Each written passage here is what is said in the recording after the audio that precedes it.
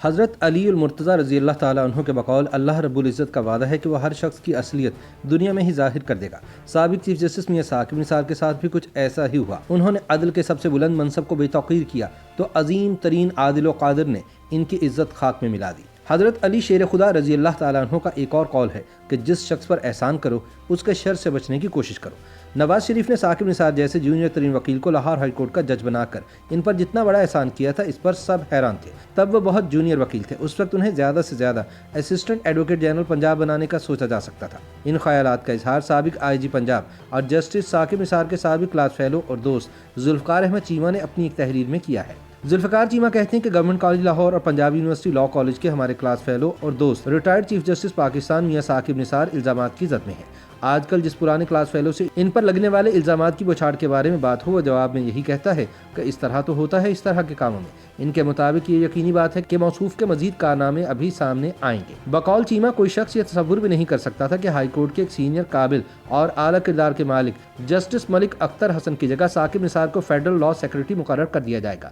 Prime minister Nawaz Sharif نے ان پر یہ غیر معمولی احسان کیا اور پھر چند مہینوں بعد لاہور ہائی کورٹ میں 10 اسامیاں نکلی تو ثاقب نثار اور آصف سعید کھوسا کو ہائی کورٹ کا جج مقرر کر دیا گیا۔ ذوالفقار چیمہ بتاتے ہیں کہ میں ان دنوں پرائم منسٹر کا اسٹاف آفیسر تھا، اس لیے بہت سی اندر کی باتوں سے بھی واقف ہوں اور یہ بھی جانتا ہوں کہ ثاقب نثار کو جج بنوانے کے لیے خالد انور اور آصف کھوسا کے لیے ان کے سسر جسٹس ریٹائرڈ نسیم حسن شاہ کو میاں صاحبان کی کتنی منتیں کرنا پڑی، مگر ان دونوں جج حضرات نے اپنے محسن کو ایسے ڈنگ مارے کہ سب حیران رہ گئے۔ سابق آئی جی پنجاب بتاتے ہیں کہ اعلیٰ عدلیہ کے جج صاحبان پہلے سال چیف جسٹس کی زیر نگرانی رہتے ہیں۔ وہ نئے مقرر کردہ جج صاحبان کی کارکردگی سے مطمئن ہوں تو ایک سال کے بعد انہیں کنفرم کر دیا جاتا ہے۔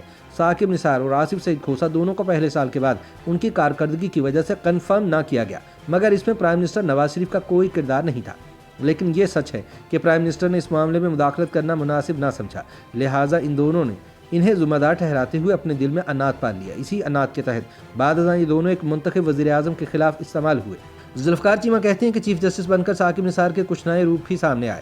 میں تسلیم کرتا ہوں کہ ثاقب نثار ذاتی طور پر میری بہت عزت کرتے تھے، مجھے اپنے بچوں کی شادیوں پر بھی مدعو کرتے رہے اور میں ان کی خوشی اور غمی میں شریک ہوتا رہا، لیکن وہ صرف ایک کلاس فیلو یا دوست نہیں تھے، وہ ملک کے اعلیٰ ترین منصب پر براجمان تھے۔ لہٰذا چیف جسٹس آف پاکستان کے طور پر جب بھی کوئی غیر جانبدار شخص ان کی کارکردگی کا جائزہ لے گا تو انہیں فیل کر دے گا۔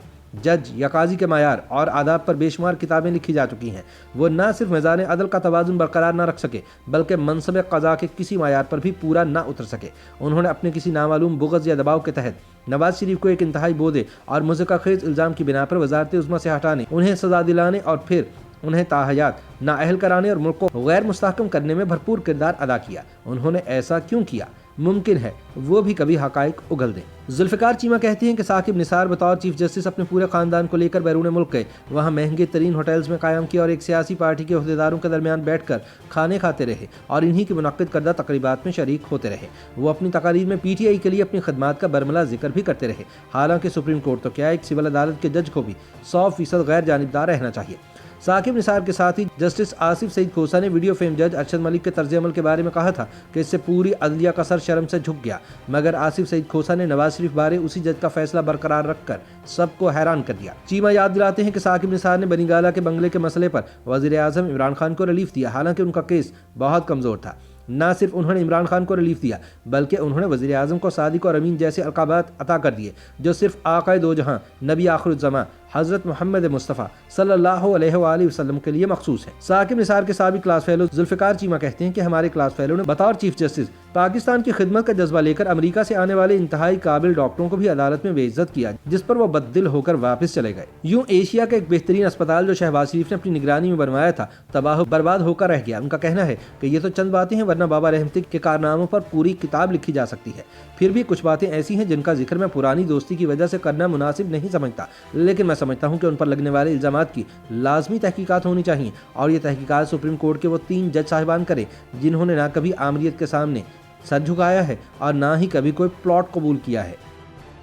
YouTube پر گوگلی نیوز دیکھنے کے لیے youtube.com کی سرچ بار میں googly news T V type کریں۔ گوگلی نیوز کے پیج پر سرخ رنگ کے سبسکرپشن والے بٹن پر کلک کرنا نہ بھولیے۔ YouTube پیج پر اپلوڈ ہونے والی ویڈیوز سے باخبر رہنے کے لیے بیل آئیکن پر کلک کیجیے۔ آپ کو ہر نئی ویڈیو کے بارے میں نوٹیفیکیشن موصول ہو جائے گا۔